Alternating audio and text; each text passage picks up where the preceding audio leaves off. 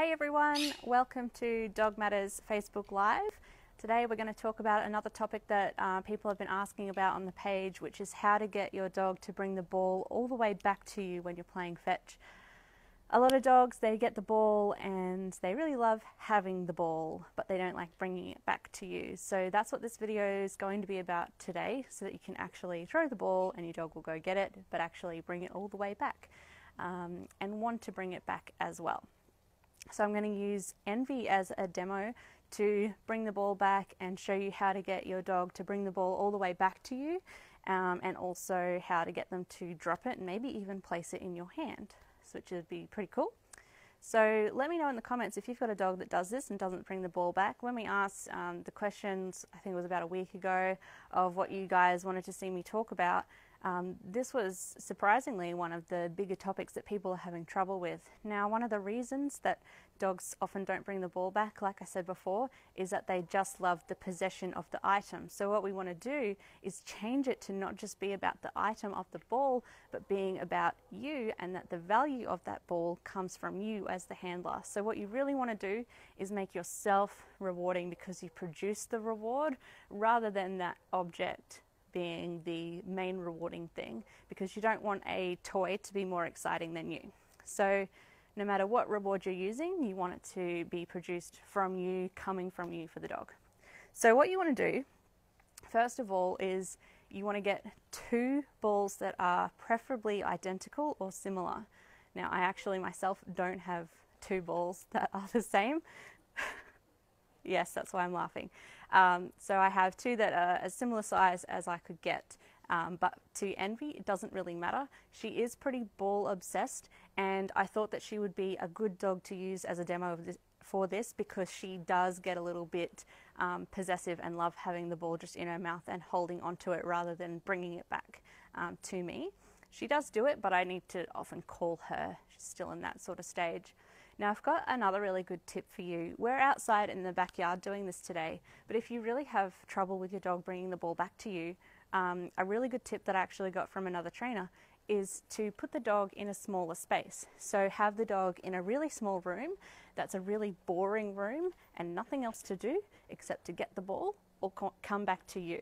One thing about practicing in a big open area is there's lots of other things they can do and lots of room to prance around with ownership of the ball. So we might even get to see a bit of that with Envy. She likes to sort of parade around with the ball in her mouth, possessing that. So we're going to do it in the yard today, but if your dog is really needing a lot of work with this, start in a small enclosed room. And if you guys like what you're seeing, make sure you press those like buttons and love hearts and all those good things and let me know that you're liking the content, and make sure that you also put some comments in as well. Alright, so I'm going to get Envy and start showing you how to start the process of getting a dog to bring a ball all the way back to you. If you can just hold on 1 second as well. Hey Jamie, could you urgently bring my iPad out to me, please?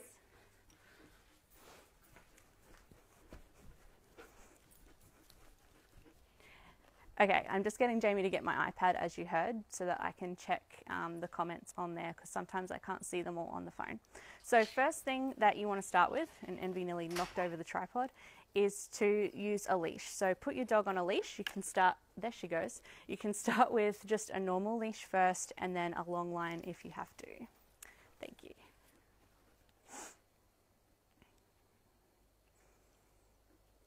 So I'm just going to start with a normal leash with Envy, mainly so that I can keep her on the screen as well.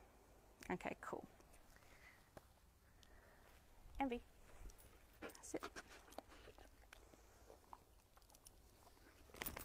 All right, and if you guys can hear me all right, if you could just pop some comments in to let me know it's all coming through okay, that'd be great. So I'm going to move back over here where you can hopefully see us both. And she's found the ball. I've got one in my back pocket. It's sort of lodged in there. Oh, I've really lodged it in there. There we go. So, starting off with the first one, and I'm going to come all the way over here so you can see me. Just going to toss it on the ground, let her have it, and then fetch, reel her in. As you can see, this is the prancing I was talking about, parading it. And then second tip is how to get the ball off her. So this is where that second ball comes in. The first thing I recommend you do is try swapping. So Envy, out, yes. And then she can get the second ball instead. And as she goes to get that, you pick up the first ball and repeat. Fetch. Yes. Good girl. Good girl. Yes. Fetch. Yes. So then you're swapping her one ball for the other. Fetch. Yes. Good girl. So I've had to let go of the lead because she's going too fast for me. So you might want to start with a long line that they can drag on the ground. Don't hold on to it in case they pull you over, but have it just dragging so that you do have something to pick up and reel them in if they're the type of dog that gets possessive and just runs around with the ball in their mouth. Trusty Mallee monster. That's right, Lizelle. So pairing the word that you want with it as well. Envy, fetch. You can even put your hand out and then swap. Yes. And then I'm just marking it with my yes marker word as well to let her know the moment that she's getting rewarded for, which is that moment that she drops the ball. Fetch. Yes. All right, so I'm just going to put one ball aside and I'm going to show you an alternative technique for getting the ball out of your dog's mouth. And this is what we call teaching the out. So it's often called the out command because the dog's sort of spitting it out when they're giving it to you. So instead of swapping for another ball, we can swap it for a food reward, like a treat. And we're going to put the food reward to the dog's nose as we say the out command and swap them for the food instead. And then they can still have the ball back as a reward. And that's what it's sort of all about. Giving them the ball back as a reward shows them you're not going to miss out. I'm not taking it off you to steal it from you. You're going to get it back. So let's give that a try. Envy.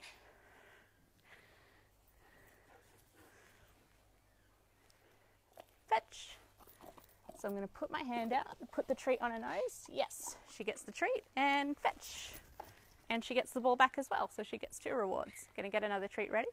Envy. Fetch. Put my hand out. Yes, good girl. Fetch. She makes it go further. She's pushing it along as she chases it along the ground. Envy. Fetch. So this is where if you have a dog, yes, that was a good swap. Fetch. If you have a dog that won't actually come back to you, this is where you'd have the dog on a line and make them come back. But Envy doesn't really have that problem so much. She sometimes takes her time a little bit, so I could reel her in a bit to speed that up if I wanted to. Envy. Fetch. Yes, so you put the treat right on the dog's nose as you swap for the ball, and you can put your hand out so that the dog can sort of start to get in the habit of dropping the ball in your hand. I'm going to just let her have this for a minute now. She's probably going to break it, but that's okay. Get it. So is there any questions about that so far? Just put it in the comments. So you put the treat right on the dog's nose, and they have to let go of the ball to get the treat. So your dog has to like the food somewhat at least, or sort of at least almost as much as the ball, maybe not quite, but they have to want the food to open their mouth to take the food. And as they go to take the food, they have to spit out the ball. So you can put your hand underneath and the ball will land in your hand as the dog takes it. And that's how you can get the dog into the habit of dropping the ball right in your hand for fetch. Now, another thing about that is some people chase the dog and move towards the dog to get the ball back, but you notice that I sort of stayed generally in one spot and waited for her to come to me. And if you have that line on, you're going to be reeling the dog in to come to you rather than you going to them. So if you're going towards them and trying to get the ball off them, then they're getting an extra game of chase. So not only do they get to win the ball, but they're getting a game of chase with you, which is also really rewarding. So don't chase your dog for the ball. If your dog did happen to be off lead, which I don't really recommend because then they can practice having possession of the ball and not giving it back to you. But if you are in that situation, remember they're having a fun game because you are there and because they know that you want it off them. So just leave the area and wait till the dog is bored and spits it out. Come and get it and start again, or go and get another ball to swap them for and put the lead on when you swap them. So you don't want to set your dog up to get in the habit of running off with the ball and not bringing it back and wanting a game of chase, so try and avoid that as well. All right, thanks for the likes. So, just checking. I'm still not getting any comments. Does anyone have any questions or anything? Okay. All right, cool. So I'm going to do one more where I swap her for the treat and try and let you guys really see me putting the treat on her nose. And if you have any questions, leave them and we'll answer them at the end. Okay. Envy fetch. Yes. So right as the treat's on her nose, yes and treat. Plus she can also get the ball back.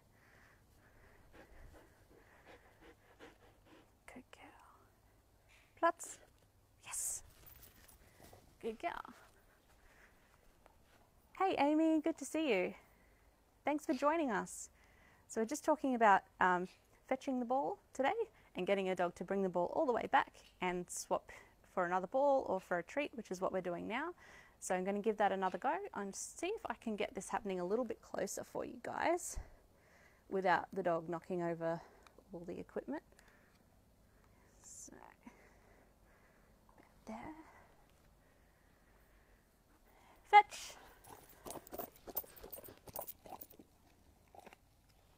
So if she puts it on the ground like she's doing there, I'm going to sort of wait her out. Envy, fetch. So if she's not bringing it back, I'm going to pick up the lead. Fetch. And reel her in once it's in her mouth.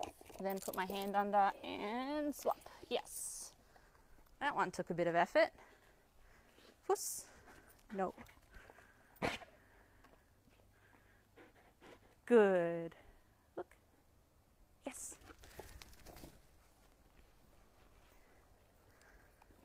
All right. So typically the one where I put the camera closer is the one where she fumbled around a little bit, but you can see what the goal is there. And now you can see typical Mel has got both balls, but she can't fit both in her mouth at the same time, so you can still always grab one and be able to do the swapping. And if you happen to not be able to or don't have another ball, you can do the treat trick as well. So what I might try is putting the camera back down and swapping the balls again and see if we can give you a closer look at that one. Fetch.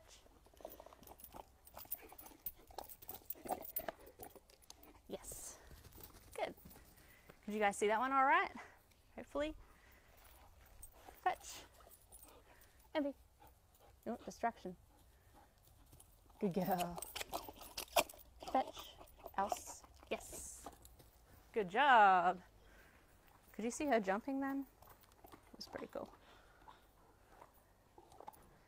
So this is a dog that is highly motivated to have the ball actually in her possession.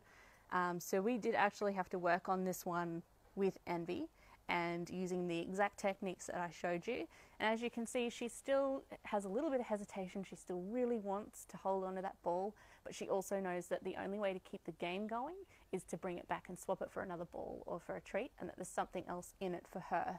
So it's key that your dog doesn't think that they're going to miss out and lose possession of the ball for bringing it back to you. All right, is there any other questions about that? Otherwise, we'll probably wrap it up. I think I've got it all covered, but just for the people that missed it at the start as well, one of the other tips that I had at the beginning was to practice in a small, boring area instead of the yard if your dog really struggles with this exercise. So if you are starting in the backyard and your dog has lots of room and other things to do, there can be either too much distraction or too much room to parade around with the ball in their possession. Else, good girl. So she's come up and she's dropped the ball because she's looking at the second one there. So That's good. Sit.